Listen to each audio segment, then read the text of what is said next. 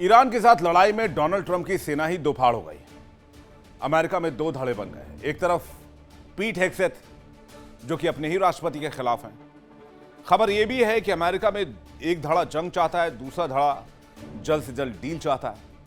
दरअसल अमेरिका की युद्ध नीति और मिडिल ईस्ट में जारी सैन्य तनाव के बीच वॉशिंगटन के सत्ता गलियारों में अंदरूनी घमासान मच चुका है। ट्रंप प्रशासन का इस समय ईरान के साथ जारी सैन्य टकराव और अपनी ही टीम के भीतर गंभीर मतभेदों के दोहरे मोर्चे दिख रहे हैं।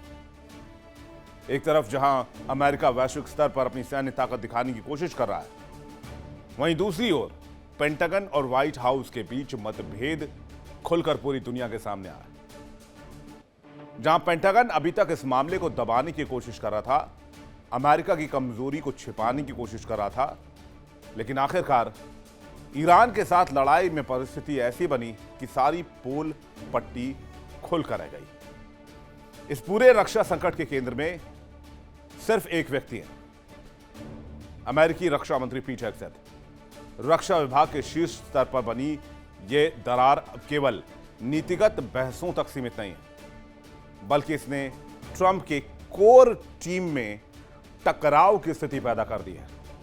यानी लड़ाई अब ट्रंप के घर के अंदर है। एक धड़ा जंग की बात कर रहा है, दूसरा जो धड़ा है, जो दूसरी यूनिट है, वो जल्द से जल्द इस मैटर को क्लोज करना चाहता है। युद्ध के पक्ष में अमेरिकी रक्षा मंत्री पीट हेग्सेथ है और हमेशा से इजरायली प्रधानमंत्री बेंजामिन नेतन्याहू के वैचारिक समर्थक रहे हैं। पीट हेग्सेथ का मानना है कि ईरान पर सख्त और सीधी सैन्य कार्रवाई ही मिडिल ईस्ट में अमेरिकी प्रभुत्व बनाए रखने का एकमात्र रास्ता है, जबकि दूसरे धड़े का मानना है कि शांति और संयम के जरिए, कूटनीति के जरिए मैटर को सुलझाया जा सकता है, न कि अरबों डॉलर फूंक के।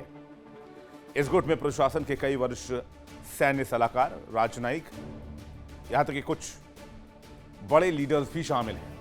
इनका मानना है कि अमेरिका को किसी और लंबे और खर्चीले युद्ध में नहीं उलझना चाहिए, खास करके तब जब देश की सैन्य स्थिति और आर्थिक स्थिति दोनों प्रेशर का सामना कर रही है। ट्रंप का मूल राजनीतिक रुख अमेरिका फर्स्ट और युद्ध न करने की नीति पर आधारित रहा है। आपको याद होगा, डोनाल्ड ट्रंप जब भी इलेक्शन कैंपेन में जाते थे, वो ये कहते थे कि उनकी फर्स्ट प्रायोरिटी रहेगी कि अमेरिका किसी लंबे युद्ध का हिस्सा ना बने। अब और अमेरिकियों की जान विदेशी सरजमी पर नहीं जाएगी, लेकिन ऐसा नहीं हो पाया। हालांकि नेतन्याहू की कूटनीतिक दबाव और रक्षा मुख्यालय पेंटागन के रणनीतिक तर्कों की वजह से ट्रंप प्रशासन का संतुलन सैन्य हस्तक्षेप की ओर झुका, जिसने आंतरिक मतभेदों को और ज्यादा भड़का दिया।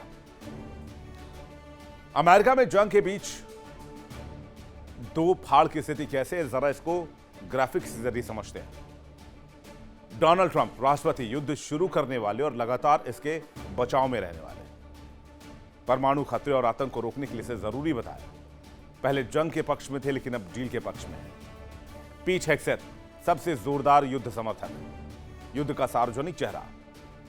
मार्को रूबियो युद्ध का मजबूती से बचाव करते और दबाव बढ़ाने की वकालत करते हैं। जॉन रैटक्लिफ, CIA डायरेक्टर, जंग में ट्रंप के साथ है, डील पर संदेह जाहिर किए। कुछ अन्य सुरक्षा अधिकारी प्रशासन के साथ रहे, डील पर संदेह जताया। रिपब्लिकन सांसद लिंडसे ग्राहम और अन्य सांसद सैन्य कार्रवाई के पक्ष में रहे। खिलाफ कौन है? JD वेंस, उपराष्ट्रपति, स्पष्ट रूप से संशयवादी, कूटनीति और जल्दी शांति पर जोर दे रहे हैं। General Dan Caine, JSC chairman, हथियारों की कमी के कारण शांति की बात की। तुलसी गबार्ड, पूर्व CIA डायरेक्टर, ईरान जंग से US को नुकसान की बात कही। इलॉन मस्क, जिन्होंने कहा कि युद्ध अमेरिका के लिए खतरनाक साबित होगा, और यह बात सच साबित हुई। आपको याद होगा, ईरान से जंग के बीच में कई अमेरिकी अधिकारी पहले भी भयंकर टेंशन के पक्ष में नहीं थे, लेकिन पीट हेग्सेथ लगातार वॉर के पक्ष में थे। जरा फुल स्क्रीन आपको तस्वीर दिखाते हैं। कई बार पीट हेग्सेथ खुद आर्मी के बीच गए, सेना के बीच गए, उनकी हौसला अफजाई की।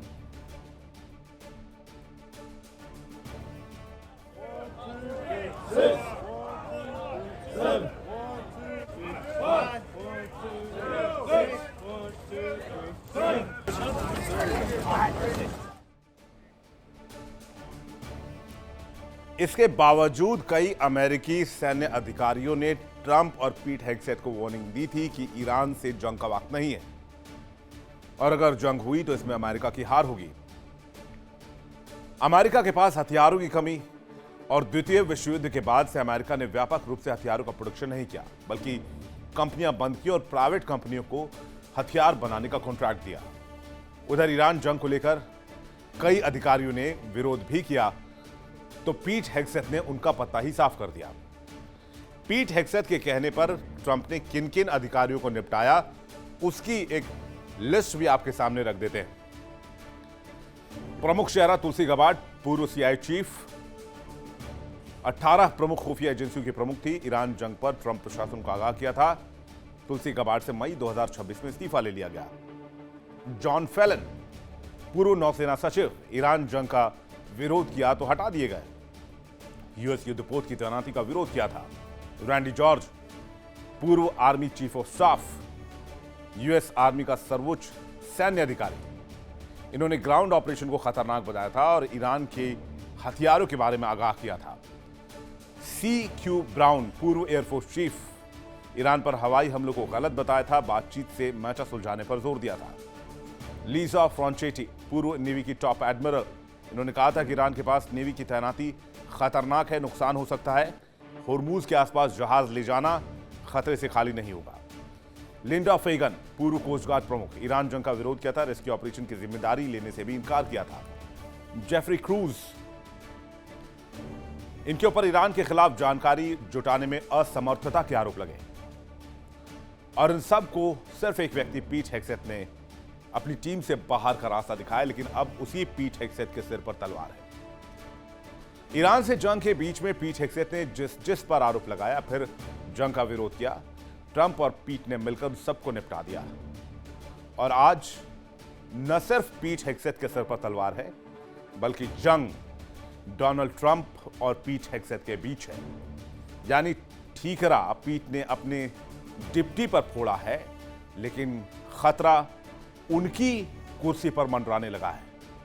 आगे आपको बताएंगे कैसे पीट हेगसेथ की कुर्सी को खतरा है और क्या उनको रिजाइन देना पड़ेगा। एक छोटे से ब्रेक के बाद जानकारियां ये बताती है कि पीट हेगसेथ और बेंजामिन नेतन्याहू, ये दो ऐसे शख्स थे जिन्होंने अमेरिकी राष्ट्रपति को ईरान पर हमले के लिए मनाया, क्योंकि आज से पहले किसी भी अमेरिकी राष्ट्रपति ने ईरान पर, पिछले 5 राष्ट्रपतियों का अगर आप ट्रैक रिकॉर्ड देखें तो उन्होंने ईरान पर हमले की इजाजत देने से इनकार कर दिया था, क्योंकि वो समझदार थे, उन्हें खतरे का अंदाजा था। बराक ओबामा भी ईरान पर हमला कर सकते थे, लेकिन बराक ओबामा ने JCPOA एक डील साइन की ईरान के साथ, जो कि बहुत कारगर मानी जाती है इतिहास में। लेकिन नहीं, पीट हेगसेथ ने कहा कि ईरान पर हमला करना जरूरी है, नहीं तो वो न्यूक्लियर हथियार बना लेगा, जो अमेरिका और इस्राएल के लिए, उनके वजूद के लिए खतरनाक साबित हो सकता है। पीट हेगसेथ ईरान को खतरा बताते रहे, लेकिन वो इस जंग के बीच में अपना फायदा भी देखते रहे। खबरों की माने तो पीट हेगसेथ डिफेंस कारोबारी भी हैं, जिन्होंने इस जंग से ठीक पहले कई हथियार और मिसाइलों की डील करवाई। वेनेजुएला और ईरान जंग से ठीक पहले अमेरिका ने डिफेंस डील की थी। कई प्राइवेट कंपनियों से अमेरिका ने भारी भरकम हथियार खरीदे थे। सूत्र ये बताते हैं कि उन मिसाइल और हथियारों का इस्तेमाल ईरान जंग में हुआ और फिर से ईरान के खिलाफ अमेरिका को जंग में जाने के लिए अब पीट अतिरिक्त फंड की मांग कर रहे हैं, ताकि और हथियार खरीदे जा सके। और संसद ने भले ही इसकी मंजूरी दे दी हो, लेकिन सीनेट में अभी इसका पास होना बाकी है। अब वही पीट हेगसेथ व्हाइट हाउस से मिसाइलों की सटीक जानकारी छिपा रहे थे, जिसकी वजह से वो डोनाल्ड ट्रंप से भी टकरा गए। अमेरिका के इतिहास को अगर आप उठाकर देखेंगे तो आपको यह दिखेगा, जब भी कोई रक्षा मंत्री मनमानी करता है तो बहुत ज्यादा दिन तक अपने पद पर नहीं रहता, उसे अपने पद को छोड़ना पड़ता है। किस किस रक्षा मंत्री ने किन किन राष्ट्रपतियों से पंगा लिया, जरा उसकी लिस्ट आप देख लीजिए। रिचर्ड निक्सन के साथ जेम्स श्लेसिंगर ने पंगे किए। श्लेसिंगर रक्षा मंत्री थे निक्सन के समय में, और निक्सन और श्लेसिंगर में लगातार कॉन्फ्लिक्ट होता रहा। बाद में निक्सन ने इस्तीफा दे दिया था अगले राष्ट्रपति ने श्लेसिंगर को हटा दिया। बिल क्लिंटन वर्सेस लेस एस्पिन का कार्यकाल करीब 1 साल का ही रहा। सोमालिया मिशन को लेकर प्रशासन पर दबाव बढ़ा। राष्ट्रपति के दबाव के बाद उन्हें अपना इस्तीफा देना पड़ा। Donald Trump versus James Mattis. Trump के पहले कार्यकाल में मैटिस ही रक्षा मंत्री थे। दोनों के बीच सीरिया अफगानिस्तान के मुद्दे पर मतभेद बढ़े। मैटिस ने दिसंबर 2018 में रिजाइन कर दिया। Donald Trump versus mark Esper. Trump के पहले कार्यकाल में एस्पर भी रक्षा मंत्री बने, लेकिन 2020 में दोनों के बीच कई मुद्दों पर मतभेद हो गए। 9 नवंबर 2020 को एस्पर को ट्रंप ने पद से हटा दिया। अब ट्रंप के तीसरे रक्षा मंत्री से विवाद हो रहा है, जिनका नाम पीट हेग्सेथ है। ईरान के साथ जंग की शुरुआत पीट हेग्सेथ ने कराई। पीट हेग्सेथ ने हथियारों की कमी के बारे में नहीं बताया, जिससे व्हाइट हाउस और पेंटागन के बीच तलवार खिंच गई और ट्रंप और पीट के बीच भारी बहस हो गई। यानी जिस भी रक्षा मंत्री ने राष्ट्रपति से दो हाथ करने की कोशिश की, उस रक्षा मंत्री को ही साफ कर दिया गया। इस मामले में ट्रंप का इतिहास तो और भी खराब है। वो पहले ही 2 रक्षा मंत्री को हटा चुके हैं, अब तीसरे की बारी है। ऐसे में पीट हेग्सेथ को हटा दिया जाए तो कोई नई बात नहीं होगी।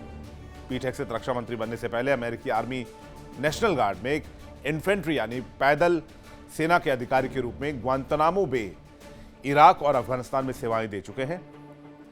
उसके कारण ही ट्रंप ने उन पर भरोसा जताया था कि वो अच्छे रक्षा मंत्री बन सकते हैं। लेकिन पीट हेग्सेथ ने ईरान जंग में अमेरिका को बुरी तरीके से फंसा दिया। देखिए इंडिया डेली 24/7 अब आपके स्मार्ट टीवी पर। इंडिया डेली मौजूद है सभी डिजिटल प्लेटफॉर्म पर लाइव और लगातार। इंडिया डेली 24/7 हर दिन राष्ट्र को समर्पित।